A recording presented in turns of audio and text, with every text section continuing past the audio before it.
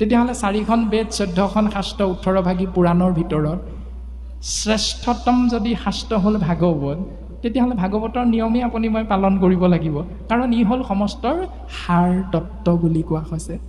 সেইকাৰণেহে আমি শাস্ত্ৰভাগীৰ নীতি নিয়ম আচৰণ কৰিব লাগিব, পালন কৰিবলৈ চেষ্টা কৰিব লাগিব।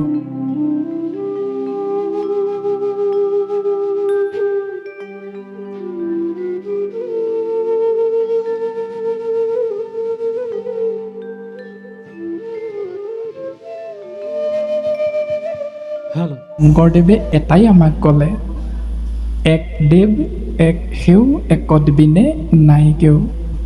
মাধৱদেৱৰ দৰ্শন কি? মাধৱদেৱৰ দৰ্শন হ'ল শাক্ত ধৰ্ম।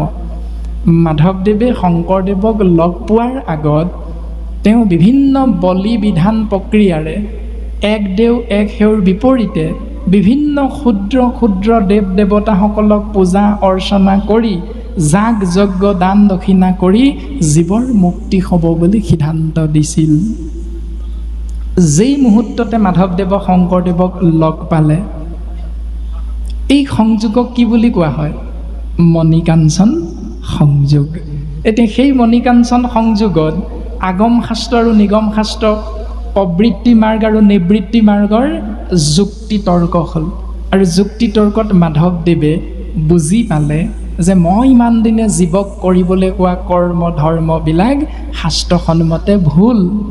সেইকাৰণে মাধৱদেৱে তৎক্ষণাত নিজৰ কাৰণে জোৰোণ পিন্ধাই ৰখা দেৰগাঁৱৰ নেঘেৰি টিঙত যি কন্যাক বিবাহৰ কাৰণে জোৰোণ পিন্ধাই ৰাখিছিল, সেই জোৰোণ পিন্ধাই ৰখা নিজৰ কন্যাকো ত্যাগ কৰি গুৰু ধৰ্মত নিজকে অৰ্পণ কৰি দিলে আৰু মনুষ্য জীৱৰ মাজত প্ৰচাৰ কৰিলে যে মই ইমান দিনে তোমালোকক কৰিবলৈ কোৱা কৰ্ম ধৰ্মবিলাক শাস্ত্ৰই ভুল বুলি সিদ্ধান্ত দিছে।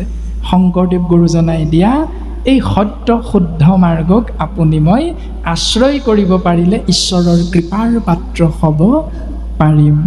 কোনোবাই নাজানো নেকি এই কথাকেইটা? প্ৰত্যেকেই জানো, কাৰণ আমি প্ৰত্যেকেই দুশ্ৰেণী পঢ়িছোঁ। দুশ্ৰেণী পঢ়াৰ পাছত আমি এই জ্ঞানটো পাইছোঁ। কাৰণ শংকৰদেৱৰ মাধৱদেৱৰ সেই ৰচনাভাগী মেট্ৰিক পৰীক্ষাত যেতিয়া আপুনি মই লিখিছিলোঁ, যদি 20 নম্বৰ আহিছিল, হয়তো আমি কোনোবাই 18-19 নম্বৰো পাইছিলোঁ। মেট্ৰিকত ষ্ট্ৰেণ্ড কৰি পাছ কৰিছোঁ। তাৰ পাছত যেতিয়া আপুনি মই ডাঙৰ হ'লোঁ, চৰকাৰৰ চাকৰি নাপালোঁ, এখন দোকান খুলি বহি ল'লোঁ। এতিয়া সেই দোকানখনত ৰাতিপুৱা যেতিয়া আপুনি মই চাবিটো লৈ তলাটো খুলিলোঁ, তলাটো খুলি সেই দোকানখন বাহিৰ ভিতৰ ঝাৰুটোৱে সাৰিলোঁ, তাৰ পাছত এচিটা পানী মাৰি আপুনি মই পবিত্ৰ কৰি ল'লোঁ দোকানৰ বাহিৰ ভিতৰ।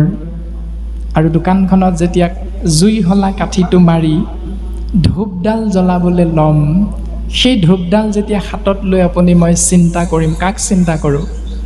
যদি গাড়ী গেৰেজ হয়, তাত কাৰ ফটো থাকে বাৰু? বিশ্বকৰ্মা ফটো। যদি মনোহাৰী মালৰ দোকান হয়, তেতিয়া লক্ষ্মী দেৱীৰ ফটো। যদি গেলামালৰ দোকান হয়, তাত গণেশ দেৱৰ ফটো। এতিয়া লক্ষ্মী, সৰস্বতী, গণেশ, বিশ্বকৰ্মা, দুৰ্গা আদি দেৱতাবিলাকৰ বিষয়ে আমাক শাস্ত্ৰইনো কি বুলি কৈছে? যদি আমি চিন্তা কৰোঁ, এইটো আজিহে জানিছোঁ নেকি? বোলে ভাগৱত নপঢ়িলে ইয়াক বুজি নাপাওঁ এই বুলি জানো কৈছে? নিশ্চয় নাই কোৱা। কিয় নাই কোৱা?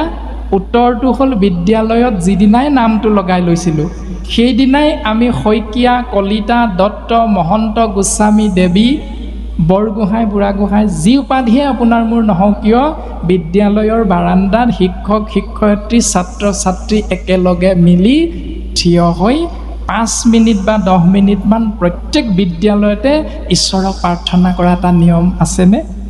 আজিও আছে। আপোনালোকেও পাই আহিলে আজি 80 বছৰ 90 বছৰ আগত, আৰু আজিও আছে সেই প্ৰথাটো। এতিয়া বিদ্যালয়ৰ বাৰান্দাত আমি কি প্ৰাৰ্থনা গাইছিলোঁ?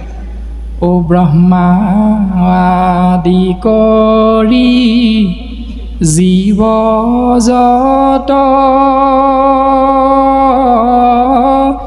ৰাম ৰাম ৰাম ৰাম ৰাম মায়া সৰ্জা মাজে আছয় ঘুমতি যাই ব্ৰহ্মাকে ধৰি ত্ৰিদশ দেৱতা মায়া নামৰ বিচনাখনত শুই আছে। এতিয়া মায়া কোনে সৃষ্টি কৰিলে? ঈশ্বৰ কৃষ্ণ প্ৰভু ভগৱন্তই।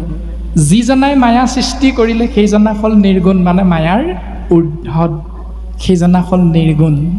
এতিয়া সেইজনাৰ চিন্তা নকৰি তেওঁৰ সৃষ্টি মায়াময় ব্ৰহ্মাকে ধৰি ত্ৰিদশ দেৱতা যদি অচেতন, তেতিয়াহ'লে আপুনি মই শংকৰদেৱৰ ৰচনাৱলীৰ জৰিয়তেও পালোঁ, বিদ্যালয়ত নাম লগাই প্ৰাৰ্থনা কৰোঁতেও বুজি পালোঁ যে ত্ৰিদশ দেৱতা বাকীসকল হ'ল জড়, কৃষ্ণ হ'ল চৈতন্য, মানে জীৱিত। তুমিহে চৈতন্য সনাতন, ৰাম ৰাম ৰাম ৰাম ৰাম, আমি অচেতন নিয়োগ নাথ জগাই। সেই নাথ তুমি আমাক সাৰ পুৱাই দিয়া। তেতিয়াই শিকিলোঁ আপুনি মই 10 বছৰ, 8 বছৰ, 12 বছৰ, 15 বছৰ বয়সতে।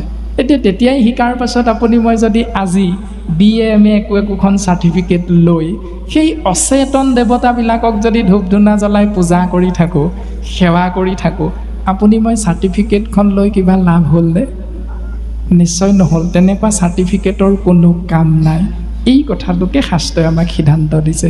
সেইকাৰণে প্ৰত্যেকটো কথা আপুনি মই চিন্তা কৰিব লাগিব যে আমি কৰি থকা কৰ্মটো শাস্ত্ৰৰ লগত মিলিছেনে নাই মিলা। এতিয়া কিয় চাম আমি শাস্ত্ৰৰ কথা? ভাগৱত নামৰ শাস্ত্ৰৰ কাষলৈ কিয় যাম? এইটো যদি চিন্তা কৰোঁ তাৰো উত্তৰ হ'ল শাস্ত্ৰৰ উত্তম গীতা ভাগৱত, ধৰ্মৰ উত্তম নাম, দেৱৰ উত্তম দৈৱকী নন্দন, চৰণে কৰোহো প্ৰণাম। যদি BA পাছ কৰিলোঁ, MA পাছ কৰিলোঁ, আকৌ মেট্ৰিক পৰীক্ষা দিবলৈ মন যাবনে? নাযায়।